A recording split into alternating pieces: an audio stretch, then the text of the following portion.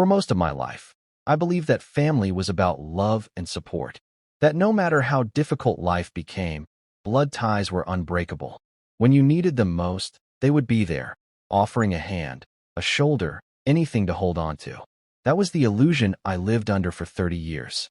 But illusions shatter, and when they do, the pain cuts deeper than any wound. It happened the day I begged my parents to help save my son's life. I can still remember the way my mother sat across from me, swirling the deep red liquid in her wine glass as if my words had merely interrupted her evening routine. My father, ever the imposing figure, stood beside her with his arms crossed, his mouth drawn into a thin, disapproving line. They were dressed elegantly, prepared for a grand evening, their house filled with the echoes of laughter and music from the party happening just outside the glass doors. Lauren's engagement party. I barely heard the chatter from the other room. My pulse pounded in my ears as I spoke, my voice tight with desperation. Caleb is sick, I told them, my hands trembling. It's a congenital condition. The doctors say he needs surgery immediately. Without it, he won't. My voice broke, the fear clawing at my throat. I cleared it, pushing forward. The hospital won't do the procedure unless we pay up front. It's $113,000. My father exhaled heavily, shaking his head. My mother didn't look up. She traced the rim of her glass with a manicured finger before sighing. We can't cancel the wedding, she said finally, her voice exasperated as though I'd asked her to give up something trivial. I stared at her, uncomprehending. What? My father took a step forward. We've already spent $330,000 on Lauren's big day. The venue, the dress, the guest list, it's all set. There's nothing left. My stomach twisted. I had always known where their priorities lay. But this was something else. I turned to my sister, standing there in a shimmering dress, the engagement ring on her finger catching the chandelier's light. She met my gaze with an annoyed expression, her arms folded. You think I should ruin my wedding over this? She scoffed. Ruin? I wanted to scream. My son's life was at stake, and she was talking about ruining a wedding? I turned back to my parents, my fingers curling into fists. He's your grandson, I choked out. You have money. You could help. Lauren rolled her eyes, tossing her perfectly styled hair over her shoulder. You should have planned better, Elliot. My vision blurred. I wanted to grab something, throw it, break it, make them feel the raw, helpless rage burning inside me. Instead, I took a deep breath and tried one last time. Please, I said, voice low and shaking. I'm not asking you to cancel anything. I just need help. My father shook his head. This conversation is over. That was it. Final. I stood there for a moment, my entire body trembling, my throat raw. Then, without another word, I turned and walked out. The party continued as I left. No one followed me. No one called my name. It was in that moment, stepping into the cold night air, that I understood something painful and absolute. I never truly had a family. That night, I sat in my car outside the hospital, staring blankly at the steering wheel. My wife, Sophia, was upstairs with Caleb, holding his small, fragile hand as he lay in that hospital bed, struggling to breathe. She had believed my parents would help. She had convinced me to go to them. I couldn't bring myself to tell her what they had said. Not yet. Instead, I let my head fall forward against the wheel, swallowing the rage, the betrayal, the crushing hopelessness. And then, I made a promise to myself. If Caleb survived, if we found a way to save him without them, I would never ask them for anything again. I would never give them the opportunity to hurt us like this again. They had made their choice. And one day, I knew, fate would give me the chance to make mine. 6 years later, when they came begging, I made sure they left with nothing. I built my life without them. After that night, after their betrayal, I made a vow, not just to never ask my parents for anything again, but to prove that I didn't need them, that I never did, that my son, my wife, and I could carve out a future on our own, without their wealth, without their condescension, without their so-called love. And I did. My name is Elliot Carter. I'm 34 years old, and I run a growing interior design business in Austin, Texas. It wasn't easy, but nothing worth building ever is. I started my company in a tiny, one-room office with barely enough money to pay the rent. It was just me, a desk, and a second-hand computer that barely worked. I didn't have connections. I didn't have wealthy backers like my father had when he started his firm. I only had talent, grit, and an unshakable determination to make something out of myself. Because failure wasn't an option. Sophia and I weren't wealthy. Not by any means. But we built a stable, comfortable life. One where our son, Caleb, had everything he needed. A home, love, security. Everything my parents refused to give me. Unlike them, I never cared about status, luxury, or keeping up appearances. My father, Douglas Carter, built his success on connections and arrogance. My mother, Mary Ann, thrived in elite circles where money mattered more than morals. To them, life was about wealth, reputation, and exclusivity. To me, life was about hard work and integrity. That difference became clear from the moment I was old enough to understand favoritism. My younger sister, Lauren, was the golden child. Always had been. The center of attention. The one they poured everything into. Money, affection, opportunities. She was the one they boasted about at social events. The one whose accomplishments they celebrated. Me? I was the afterthought. The one who got by on scraps. It wasn't resentment that shaped me. It was reality. I learned early that if I wanted something, I had to earn it myself. No handouts. No support. Just my own strength and determination. And that was fine. Until Caleb got sick. Until I needed them. Not for myself, but for him. Until they turned their backs and spent $330,000 on Lauren's wedding instead. I remember every detail of that betrayal. The way my mother sipped her wine as if my words meant nothing. The way my father dismissed me with a shake of his head. The way Lauren scoffed, as if my son's life was an inconvenience to her perfectly curated world.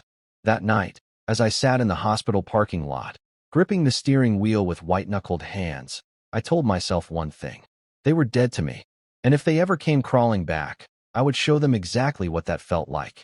It took years of grinding, of pushing forward with sheer willpower, but I built my business from the ground up. At first, it was just small contracts, home renovations, office redesigns, anything I could get my hands on. I worked insane hours, barely slept, and poured every dollar back into the business. Sophia stood by me every step of the way. She took care of Caleb while I spent nights sketching blueprints, meeting clients, and turning every opportunity into something bigger. And slowly, the sacrifices paid off. Word spread. My designs gained recognition. Companies started reaching out, offering bigger contracts, trusting me with multi-million-dollar projects. One day, I woke up, and my little one-room office had turned into one of the most sought-after interior design firms in the state. I had done it. Without my parents. Without their money. Without their approval. And when I told my story, when Forbes interviewed me, and I laid out the truth for the world to see, it all came full circle. I didn't hold back. My parents refused to help save my son's life, but spent $330,000 on my sister's wedding. Meanwhile, my in-laws sold their home to cover the cost of his surgery. That is the difference between real family and blood relatives. The word spread like wildfire. The story went viral. And for the first time in their lives, my parents couldn't buy their way out of the consequences. The backlash was brutal. Their precious reputation, the one they spent decades crafting, shattered overnight. Business partners cut ties. Clients withdrew contracts. The same people they had once called friends stopped answering their calls. Lauren's husband, the man she married in that extravagant wedding, walked away. Disgusted. Within a year, they lost everything. Their business collapsed. Their home was on the brink of foreclosure. And then, one day, my phone rang. An unknown number. I answered. Elliot. The voice on the other end was shaking, barely holding together. My mother. We're losing the house, she said. We need $200,000 to keep it. I leaned back in my chair, staring at the ceiling as silence stretched between us. Then, finally, I asked, do you remember the day I begged you for $113,000 to save Caleb? A sob broke through the line. I know we were wrong, but please, we have no one else. I almost laughed. After everything. After all the years of being nothing more than an afterthought to them. After choosing Lauren's wedding over their grandson's life.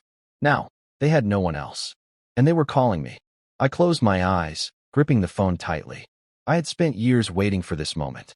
This was my chance to make them feel the way they had made me feel. This was justice. I let out a breath, my voice calm, unwavering. Between a house and my son's life, which one matters more? My mother didn't have an answer, and I didn't need to give them one either. Caleb was always a happy child. Even as a baby, he had this infectious laugh, the kind that could light up an entire room. Sophia and I used to joke that he had the energy of 3 kids combined. He was always running, jumping, exploring, never still for more than a few seconds. But that winter, something changed. It started with a cough. Just a small, nagging thing at first. Nothing alarming. Kids get sick all the time, right? At first, we thought it was just a cold. Sophia made him warm soup. I ran out to buy over-the-counter medicine, and we kept him bundled up in blankets. But then, the cough lingered. It stretched on for weeks, not getting better, only worse.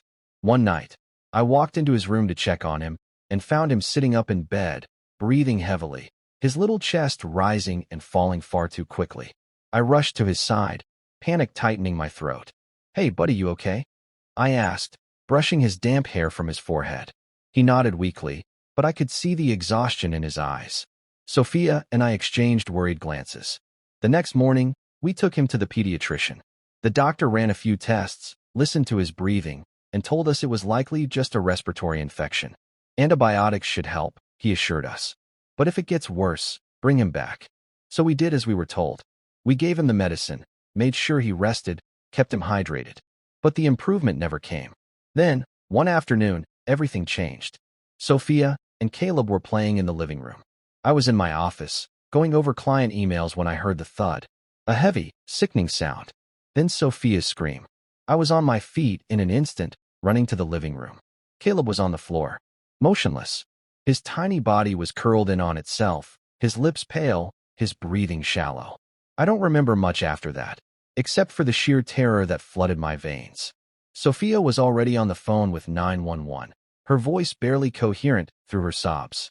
I scooped Caleb into my arms, whispering his name over and over, begging him to wake up. The ambulance ride was a blur. Sirens blaring. Paramedics asking me questions I couldn't fully process. Sophia gripping my hand so tightly it hurt. At the hospital, doctors rushed him into the emergency room. We weren't allowed inside. We stood in the hallway, helpless, watching as our son was wheeled away from us. Minutes felt like hours. Hours felt like an eternity. When the doctor finally came out, his face was grim. My heart slammed against my ribs. "There's something you need to know," he said. My hands were shaking as I reached for Sophia's. "What is it?" I asked, barely recognizing my own voice. The doctor sighed. "Caleb has a congenital lung condition. It's been there since birth, but it remained undetected until now. His lungs aren't functioning as they should, and it's only getting worse." I felt like the floor had disappeared beneath me. My entire body went cold. "But he was fine before," Sophia whispered, her voice desperate. "He was always running, always playing. How could this happen?" The doctor's expression softened. "With certain conditions, symptoms can take years to appear. But once they do, they escalate quickly. I'm afraid Caleb's condition has reached a critical stage." I swallowed hard. "What does that mean?" "It means he needs surgery," the doctor said, his voice firm. "As soon as possible." Sophia squeezed my hand. "Okay," she said, her voice barely above a whisper. "Okay, then we'll do it. We'll get him the surgery." The doctor hesitated. "There's something else you need to be aware of," he said slowly. A terrible feeling crawled up my spine. "The hospital requires the full payment up front," he continued. "The procedure and post-surgical care will cost $113,000. Silence. I couldn't breathe. I couldn't think. I cleared my throat, trying to keep my voice steady. "We have insurance." The doctor's expression darkened. "Actually, you don't." I blinked. "What?" Sophia's grip on my hand tightened. "We checked," the doctor said. "Your current policy doesn't cover this type of surgery. It was considered a pre-existing condition, which means—" I didn't hear the rest. My ears were ringing. My mind was spinning. $113,000. We didn't have that kind of money. Not even close. Sophia turned to me, her eyes wide with panic. "Elliot," she whispered, "what are we going to do?" I couldn't answer. My chest felt tight, my throat dry. $113,000. And our son's life depended on it. That was the moment desperation took hold. I didn't care about pride. I didn't care about the past. I only cared about one thing, saving Caleb. I thought about our savings. It wasn't much. Maybe $20,000 if we drained every last penny. We could sell the car.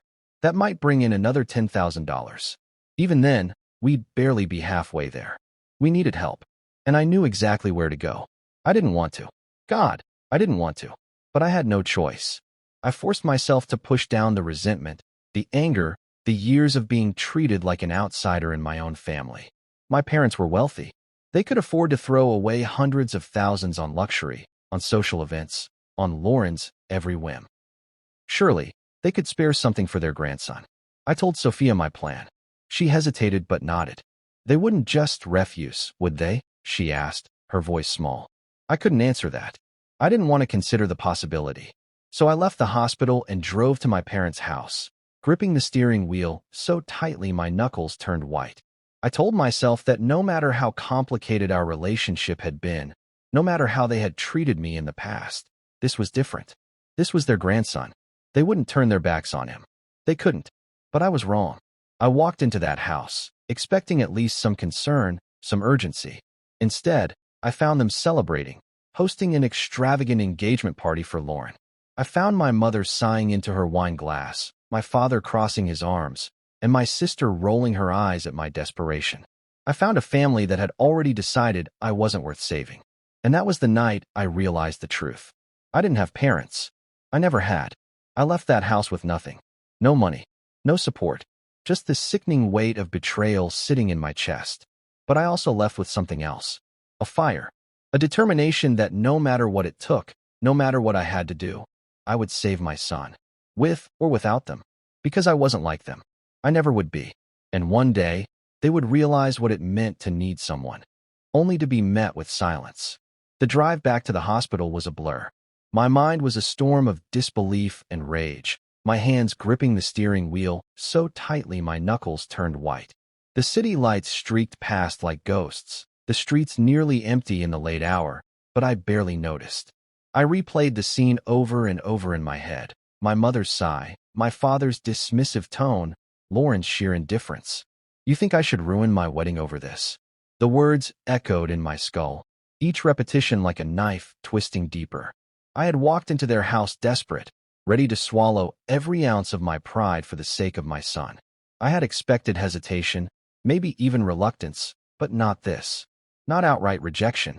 Not this cold, casual cruelty from the people who should have cared the most.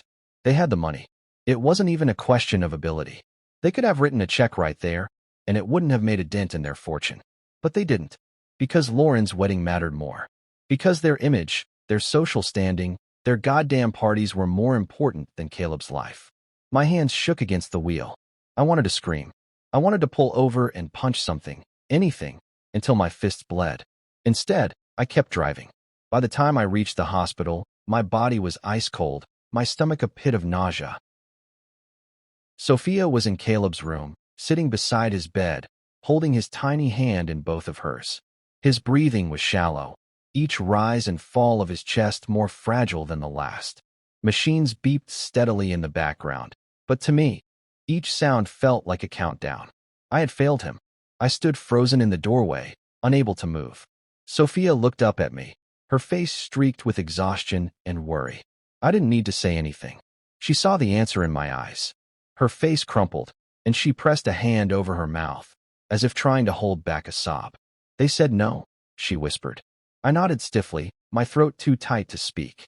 She let out a shuddering breath, looking down at our son, stroking his hair gently. He didn't stir. I forced myself to step forward, sitting on the edge of the bed, my hand trembling as I brushed my fingers over his small, frail arm. I had never felt so powerless in my life. I had built a business from nothing. I had clawed my way up, brick by brick, despite the odds. I had never backed down from a challenge. But this was my son's life. And I didn't have $113,000. I squeezed my eyes shut, inhaling sharply. We'll find another way, I said, forcing strength into my voice. Sophia exhaled shakily, nodding. But how? I had no answer. Not yet. But I would find one. Because I had no other choice. The next morning, I emptied our savings account. It wasn't much, barely $20,000, but it was a start.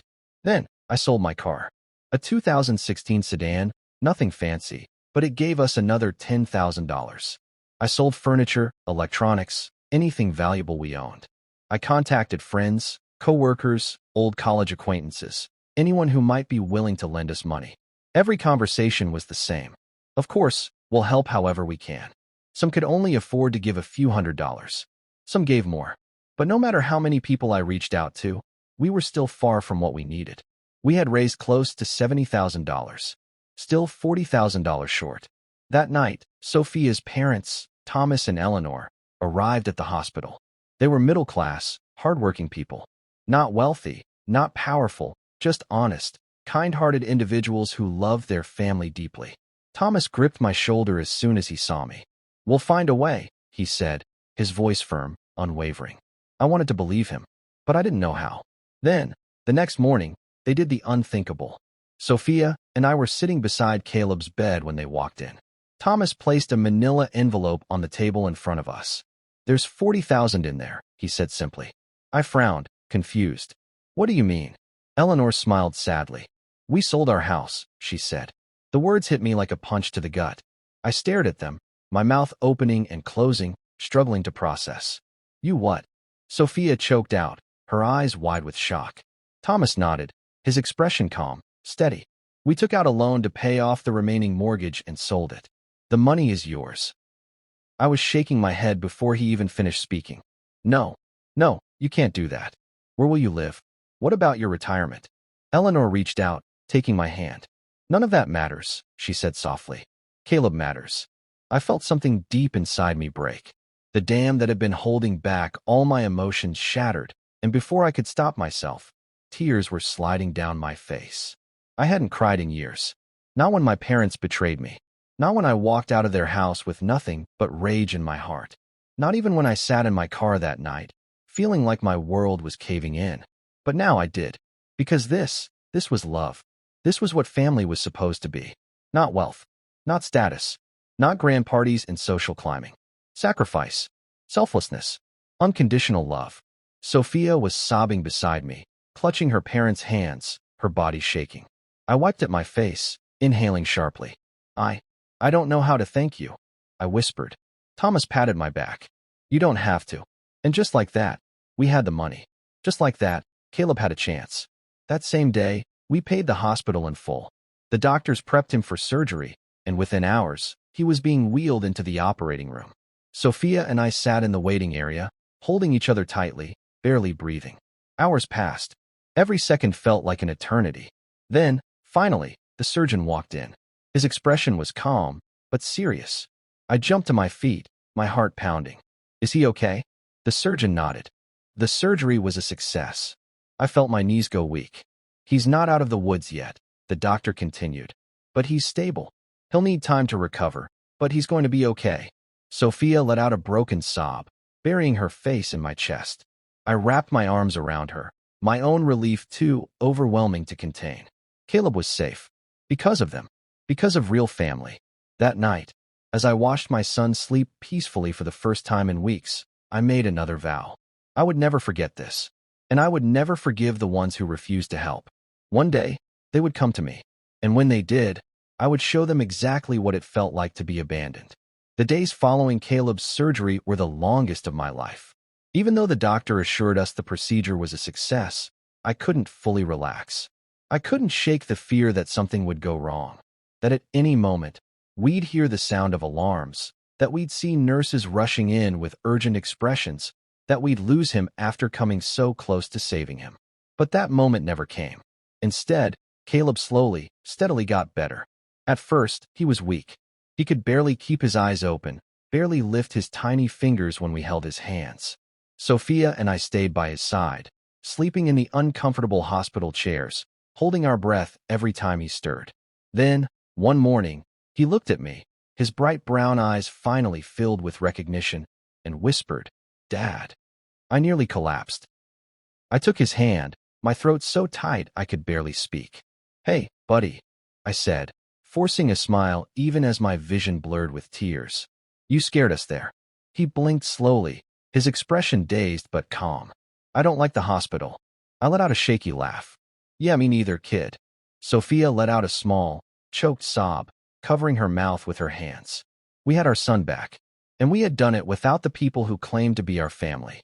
Every day, Caleb got stronger. He sat up. He smiled. He laughed. God, I had missed that sound. It was quieter than before, weaker, but it was still him. It was still my little boy. A week later, he took his first steps since the surgery. They were shaky, unsteady, but he did it. And a week after that, the doctors finally gave us the news we had been praying for. Caleb was strong enough to go home. Sophia and I could barely contain our relief. We packed up his things, thanked every nurse and doctor who had helped him, and walked out of that hospital with the only thing that truly mattered: our son, alive and safe in our arms. But something had shifted in me. I had always known that family wasn't about blood, but this experience had carved that truth into my bones. My parents, the people who should have dropped everything to help us, had refused. Yet, Sophia's parents, Thomas and Eleanor, had sacrificed everything for us. They had sold their home, given up their own security, their own future, to save Caleb. That wasn't just kindness. That was love. That was what real family did. The day we brought Caleb home, I sat down with Thomas and Eleanor. "I don't know how to repay you," I said, my voice thick with emotion. Eleanor smiled softly, shaking her head. "You don't have to, Elliot." Thomas leaned forward, resting his arms on the table. "We didn't do this expecting anything in return," he said. "We did it because we love Caleb. Because we love you and Sophia. Because that's what family does." I swallowed hard, looking between them. "But you gave up everything." Thomas let out a quiet chuckle. "A house is just bricks and wood," he said. "We can rebuild. But we could never replace Caleb." I couldn't hold it back anymore. My throat tightened, and before I could stop myself, I reached out and gripped Thomas's hand. "I will make this right," I promised. "I will make sure you get everything back." Eleanor squeezed my shoulder. "We know you will," she said simply. "But right now, just focus on Caleb." I nodded, but inside, a new fire was burning. I wasn't just going to rebuild my life. I was going to build something bigger, stronger, something they could never take away from us. And so I worked, harder than I ever had before. I threw myself into my business, pouring every ounce of energy into growing it. I took on more clients, expanded my team, started landing bigger contracts. I worked long nights, early mornings, sacrificing sleep and comfort because I knew what was at stake. Failure wasn't an option. Within 2 years, my company wasn't just surviving, it was thriving. We moved into a larger office, hired top designers, secured deals that put us on the map. Soon, my work was being recognized. Clients started reaching out from out of state. My designs were featured in magazines. And then, one day, Forbes came knocking. I still remember sitting across from the interviewer, dressed in a suit I had worked years to afford, my hands steady as I told them my story. I didn't sugarcoat it. I didn't hide the truth. I laid it all out. My parents refused to help save my son's life, but spent $330,000 on my sister's wedding. I said, my voice calm but firm. Meanwhile, my in-laws, who didn't have a fraction of their wealth, sold their home to pay for my son's surgery. That's the difference between blood relatives and real family. The interviewer's eyes widened slightly, but they didn't interrupt. They just listened, letting the weight of my words settle. When the article was published, it spread like wildfire. People were outraged. The backlash against my parents was immediate. Their so-called friends in high society turned their backs on them. Their business partners cut ties. Clients canceled contracts. The people they had spent their whole lives trying to impress suddenly wanted nothing to do with them. They lost everything, and they had no one to blame but themselves. It didn't happen overnight. At first, they ignored it, pretending it was just gossip, just another scandal that would blow over. But it didn't. It kept growing, gaining momentum, until there was nothing left for them to hold on to. Lauren's marriage collapsed under the weight of it. Her husband left, disgusted by the truth. And my parents, who had spent decades building their empire, watched it crumble into dust. For years, I had carried the weight of their betrayal. But now, they were the ones drowning, and they had no one left to save them. Then, one day my phone rang. An unknown number. I answered, already knowing who it was. "Elliot." My mother's voice cracked through the receiver, shaking, desperate. "We need your help." I leaned back in my chair, the irony of the moment settling over me like a heavy cloak. They needed me now, and I had waited years for this moment. I let the silence stretch, savoring it, before finally speaking. "I remember needing you once," I said, my voice quiet but firm. "And you turned your back on me." A choked sob broke through the line. "Please," she whispered. "We're losing the house." I closed my eyes, exhaling slowly. I had built my life without them. And now, they were the ones on their knees. The balance had shifted. And for the first time, I had the power. I wasn't sure what I would do yet. But one thing was certain. They would never forget what they had done to me. The call from my mother echoed in my head long after I hung up. I sat in my office, staring at the darkened phone screen, my mind swirling with emotions I wasn't ready to unpack. I had waited years for this moment. Years for them to feel the kind of helplessness they had forced on me. Years for them to understand what it meant to be abandoned by the people who were supposed to love you unconditionally. And now here it was. Their empire was in ruins. Their fortune gone. Their reputation shredded beyond repair. And they had no one left. No business partners to bail them out. No high society friends to offer them a lifeline. No adoring crowds to keep them afloat. They were drowning. And they were reaching out to the sun they had cast aside like an inconvenience. I should have felt victorious. I should have felt triumphant. But all I felt was empty. Sophia walked into my office, carrying a mug of coffee, her expression cautious. She had seen my face when I took the call, had heard the silence that followed. She placed the cup on my desk and sat across from me. "Your parents?" she asked softly. I nodded. "They're losing their house." Her lips pressed together in a thin line. She wasn't surprised. She had seen the fallout from the Forbes article, the way my parents' world had crumbled piece by piece. It was inevitable. Still, she didn't say, "Good." That was one of the things I loved most about Sophia. Despite everything, despite what they had done to us, she still had a heart that could feel pity, even for the undeserving. She watched me closely. "What are you going to do?" I leaned back in my chair, exhaling slowly. "I don't know." That was the truth. I had spent so many years imagining what I would say if this day ever came. I had rehearsed every version of the conversation in my head, every scathing remark, every calculated moment of satisfaction. But now that it was real, I didn't know what I wanted. Sophia reached across the desk, placing her hand over mine. "You don't owe them anything," she reminded me gently. I nodded, but the weight of it still sat heavy on my chest. They had owed me when Caleb was dying, and they had chosen to let him suffer. I pushed myself out of my chair, my hands curling into fists at my sides. "I need to see them." Sophia didn't try to stop me. She just stood and kissed my cheek. "Do what feels right." I wasn't sure what that was, but I was about to find out. The drive to my parents' house, their crumbling, soon-to-be-lost house, felt like stepping back into a past I had long buried. The grand estate that had once been a symbol of their wealth was now just a hollow shell of what it used to be. The front lawn, once immaculately maintained, had started to wither, patches of yellow grass poking through. The grand pillars at the entrance, the ones that had always made me feel small as a child, now seemed less imposing, almost fragile. I rang the doorbell. A few moments later, the door opened, and there she was, my mother, Marianne Carter, standing in the doorway, looking nothing like the woman I remembered. Her once pristine blonde hair was streaked with gray, hastily pinned back. The tailored designer clothes she used to wear had been replaced by something simpler, something ordinary. But it was her face that shocked me the most. The years had not been kind.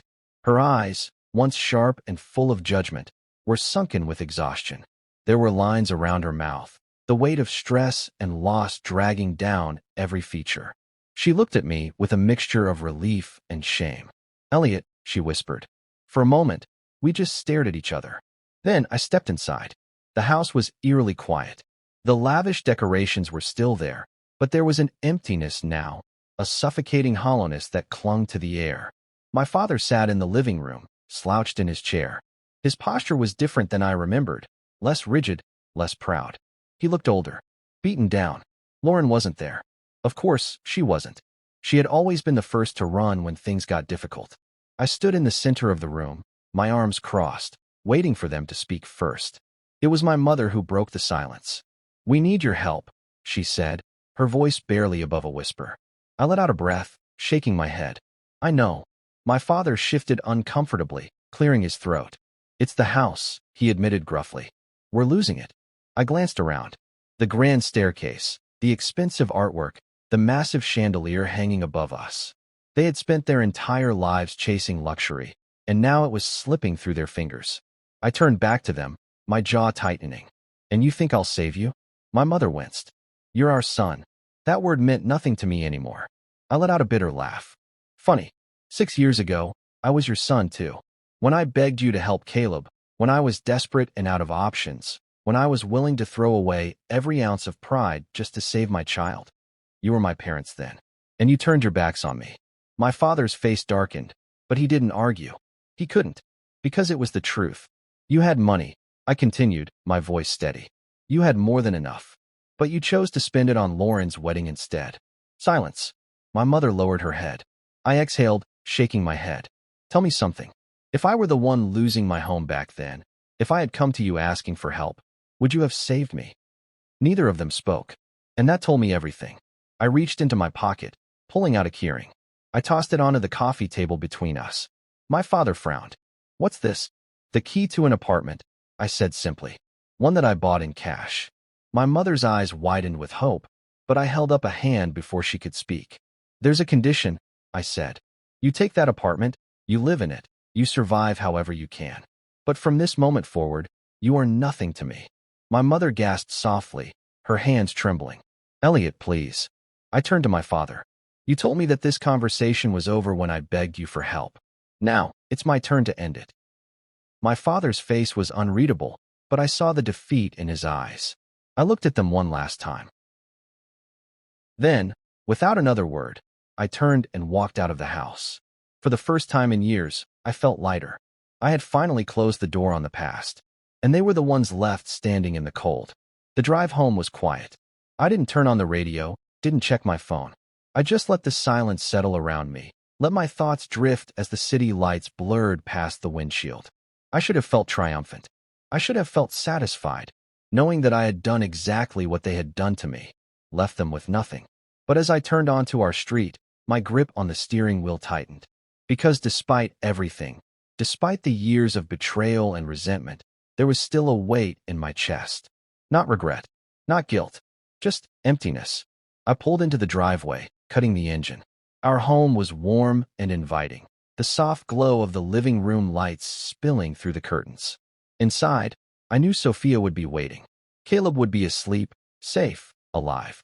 Everything I had fought for, everything I had built, was here. This was my family, not the people I had left behind. I stepped inside, shutting the door behind me.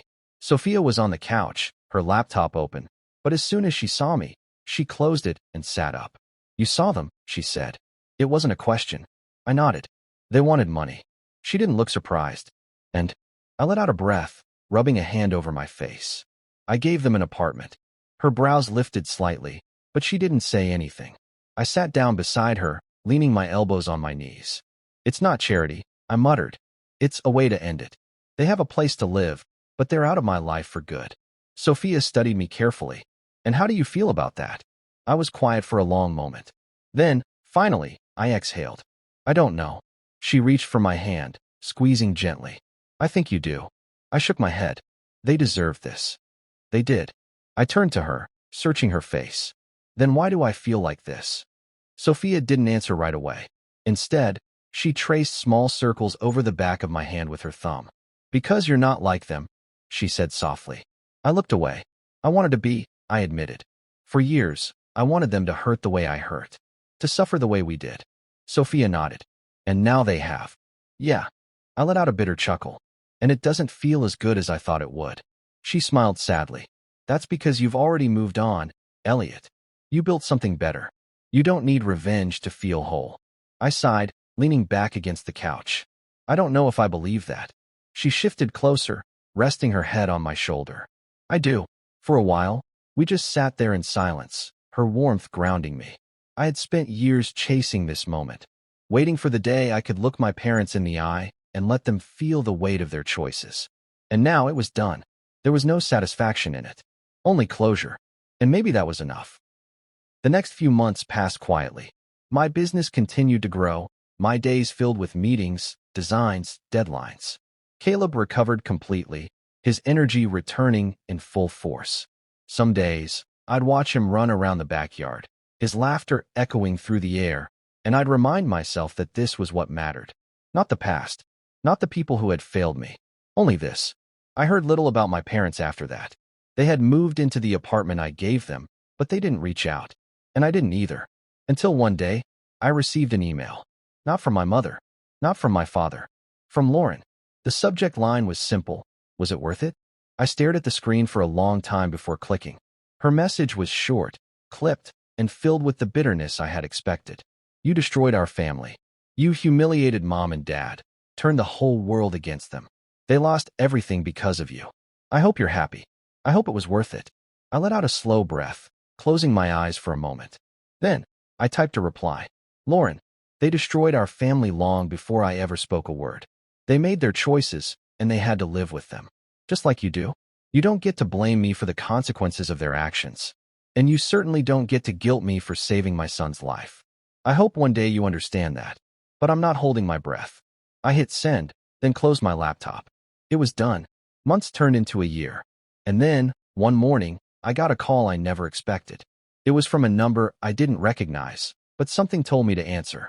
Hello. A quiet pause. Then, a voice I hadn't heard in a long time. Elliot.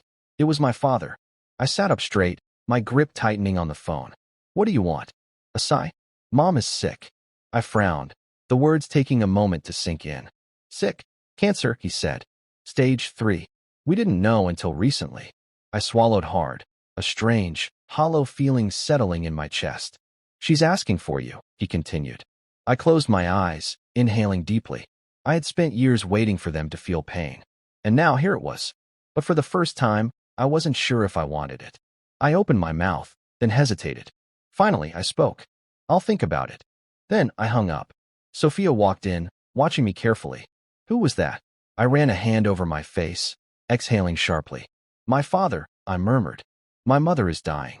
Sophia's expression softened. What are you going to do? I didn't know. For the first time in years, I truly didn't know. And maybe, for once, that was okay. The weight of my father's words lingered long after I hung up the phone. My mother was dying. Cancer. Stage 3. For years, I had imagined what it would be like if my parents ever came crawling back to me. I had pictured the moment in countless different ways, each one ending with me turning my back on them, just as they had turned their backs on me. But this was different. This wasn't a desperate plea for money or a pathetic attempt at salvaging their social status. This was something real. Something final. I sat in my office for what felt like hours, staring at the phone, my mind tangled in thoughts I didn't want to deal with. Then, finally, I stood up, walked into the kitchen, and found Sophia making lunch. She glanced up, instantly reading the tension on my face. Elliot. I leaned against the counter, rubbing my jaw. My mother's dying. Sophia's hands stilled, the knife she was using to slice vegetables hovering midair. What? Cancer? I said, my voice flat. Stage 3. She put the knife down and turned to face me fully. And your father called to tell you this? I nodded. Her expression softened. What did he want? I exhaled, shaking my head. She's asking for me. Sophia was quiet for a moment. Then, softly, she asked, Are you going to see her? I didn't answer right away. Instead, I walked over to the kitchen table and sank into one of the chairs, running a hand through my hair. I don't know, I admitted. Sophia pulled out the chair across from me and sat down, her fingers lacing together. What do you want to do? I let out a dry, humorless laugh. I don't know that either. She reached for my hand. Elliot, I know you. I know how much they hurt you, how much they hurt us. And I know you're not the kind of man who forgets betrayal. But I also know that you've already moved on from them. I scoffed. Have I? She gave me a pointed look. Yes. You have a good life, a successful business, a family that actually loves you. You won. You don't need to keep carrying this. I stared at her, my throat tight. So you think I should go? Sophia hesitated, then sighed. I think you should do whatever gives you peace. Peace. I wasn't sure if that was possible. But after 6 years of anger, of carrying their betrayal like a wound that never fully healed, maybe it was time to find out. The next day, I drove to their apartment. It was nothing like the grand estate they had once owned. The building was modest, the kind of place my parents would have sneered at in the past. Funny how life had humbled them. I stepped out of my car, my heart pounding in my chest as I approached the door. I knocked twice, then waited. A few seconds later, the door creaked open. My father stood there, looking thinner than I remembered. His once imposing frame had withered, his sharp gaze dulled by exhaustion. For the first time in my life, he didn't look powerful. He just looked old. Elliot, he said, his voice rough. I met his gaze, my expression unreadable. Where is she? He stepped aside without another word, allowing me to enter. The apartment was small, neat, but lacking the elegance my mother had always insisted upon. The furniture was simple, the walls bare. It felt empty, a reflection of everything they had lost. My father led me down the hall to a bedroom. He stopped at the door, hesitating before pushing it open. Inside, my mother lay in bed, propped up by pillows. She was thinner than I had ever seen her, her once polished appearance reduced to someone barely clinging to strength. For a long moment, she just stared at me. Then, her lips parted. Elliot. I didn't move closer. I didn't sit. I just stood there, watching her. She swallowed, her eyes glassy. You came. I crossed my arms. I'm not here for you, I said, my voice even. I'm here because I need to know something. She blinked, looking smaller than I had ever seen her. What? I exhaled slowly. Did you ever love me? She inhaled sharply, as if the question had physically struck her. Elliot, she whispered. No excuses, I said coldly. No justifications. I just need the truth. Tears welled in her eyes. I did love you, she said, her voice breaking. I always did. I shook my head. No, you didn't. You loved the idea of me. You loved what I could be if I had followed the path you wanted. But when I needed you, when Caleb needed you, you chose money over family. A tear slid down her cheek. I was wrong, she whispered. I see that now. I clenched my jaw. Do you? She nodded weakly. I do. Silence stretched between us, thick and suffocating. For years, I had wanted this moment, to hear her admit her mistakes, to see regret in her eyes. And now that it was here, it didn't bring the satisfaction I had expected. It just made me tired. I exhaled, rubbing a hand over my face. You're dying, I said bluntly. She closed her eyes, nodding. Yes. And you called me because you wanted to make things right before you go? She opened her eyes again, desperation flickering in them. I just wanted to see you one last time. I let out a slow breath. I don't forgive you, I said, my voice steady. She flinched but nodded. I don't deserve it. No, I agreed. You don't. More silence. Then, finally, I took a step back. I hope, in whatever time you have left, you make peace with yourself, I said. Because I already have. And with that, I turned and walked out. The next time I heard from my father, it was a single text. She's gone. I stared at the message for a long time before finally setting my phone down. No tears came. No rush of emotions. Just quiet. Sophia walked into the room, her gaze flicking to my face. It happened. I nodded. She stepped closer, wrapping her arms around me. How do you feel? I inhaled deeply, then exhaled. Lighter, I admitted. Because for the first time in my life, the past no longer had its grip on me. And that was enough. The funeral was small, quiet. Not because my mother had wanted it that way. No, Marion Carter had always dreamed of an extravagant send-off, a grand affair where the elite gathered to mourn her loss and whisper about her legacy. But there was no legacy left. Most of her old friends had abandoned her after the scandal. The people she had spent her life impressing had long since moved on.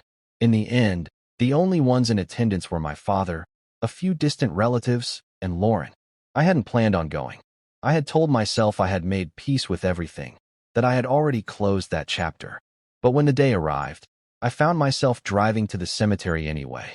Not out of grief, not out of obligation, but because part of me needed to see it, to see the finality of it, to know that this was truly the end. When I arrived, my father was standing by the gravesite, his posture stiff, his face unreadable. Lauren was beside him, her arms wrapped tightly around herself, her eyes hidden behind dark sunglasses. I stood at a distance, watching. I wasn't sure how I felt. There was no sadness, no overwhelming sense of loss, just a strange, hollow stillness. The priest spoke in a soft voice, reading passages that my mother would have never cared for. She had never been religious. In fact, she had always scoffed at the idea of humility, of a life beyond wealth and status. And now, here she was, reduced to nothing but a name on a tombstone. When the ceremony ended, most people left quickly. No one lingered. There were no heartfelt goodbyes, no grand displays of sorrow. It was just me, my father, and Lauren. For a moment, none of us spoke. Then, Lauren turned toward me, her expression tight. You didn't have to come. I met her gaze evenly. Neither did you. Her lips pressed into a thin line. She was still our mother. I let out a slow breath. Was she? Lauren flinched as if I had struck her. You're unbelievable, she muttered. You think you're better than us, don't you? No, I said calmly. I think I'm free. Her mouth opened, then closed. She looked away. I turned to my father.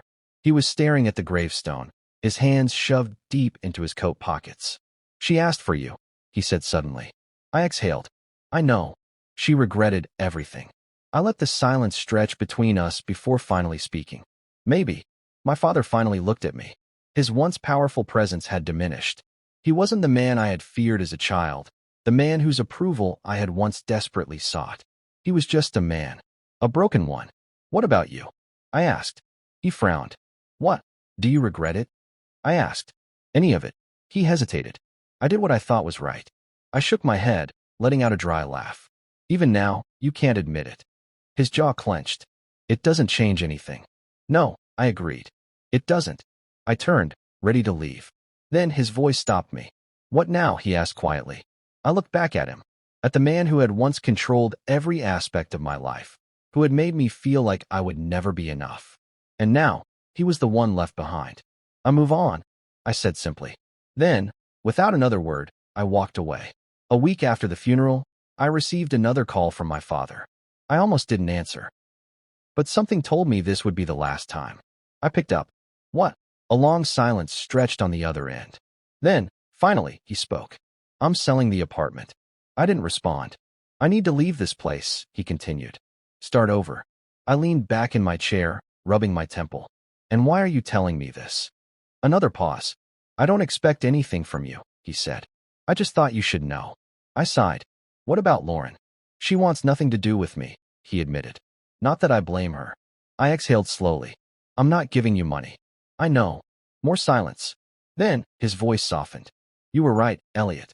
About everything. It was the closest thing to an apology I would ever get. And somehow it was enough. I nodded, even though he couldn't see me. Goodbye, Dad. His breath hitched slightly. Goodbye, son. And just like that, it was over. I hung up the phone and looked out the window. The sun was setting, bathing the city in warm golden light. For the first time in years, I felt truly, completely free. No anger, no resentment, just peace. I stood up, stretched, and walked into the living room where Sophia and Caleb were curled up on the couch, watching a movie. Caleb looked up at me, his face lighting up. Dad, I smiled, sitting beside them. Sophia leaned against me, her warmth grounding me. This was my family, not the one I had left behind, but the one I had chosen. And that was all that mattered. A year passed. 1 full year since my mother's death, since my father's final call, since I had walked away from the life I was born into and fully embraced the one I built for myself.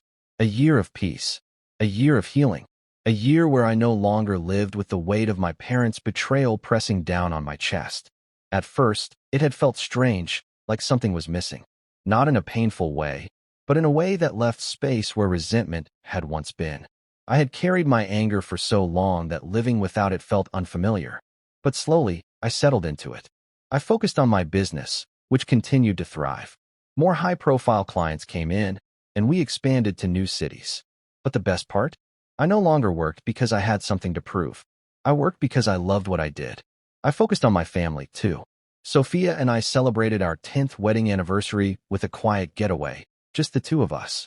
Caleb turned 7, and we threw him a big party in the backyard, complete with superheroes and cake and more laughter than I had ever thought possible.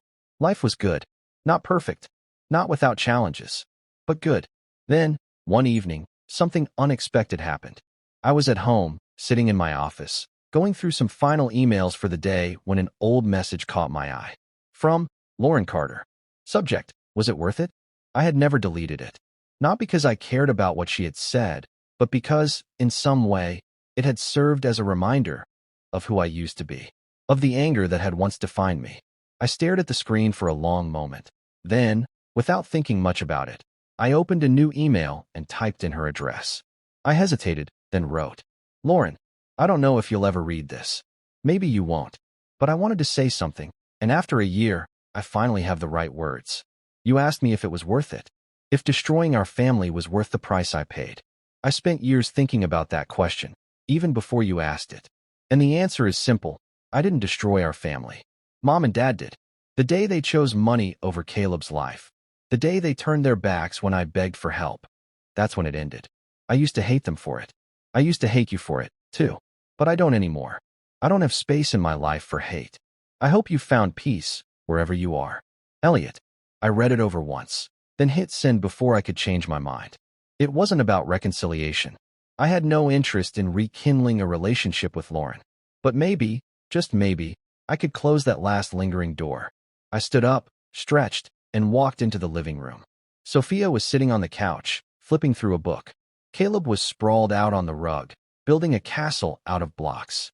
I watched them for a moment, letting the warmth of the scene settle over me. This was home. This was where I belonged. I sat down beside Sophia, and she glanced up at me, smiling softly. "How's work?" she asked. I shrugged. "Good." She studied me for a second. "You look lighter." I let out a quiet chuckle. "Yeah, I think I am." She set her book down and leaned into me. "Good." Caleb looked up from his blocks. "Dad, look," he said, beaming. "I made a huge castle." I grinned, ruffling his hair. "That's incredible, buddy." He laughed, knocking over the structure and immediately starting again. I sat back, wrapping an arm around Sophia as we watched our son play. For the first time in my life, I wasn't looking back. I wasn't thinking about the past, about what I had lost, about the people who had hurt me. I was here, in this moment, and that was all I needed.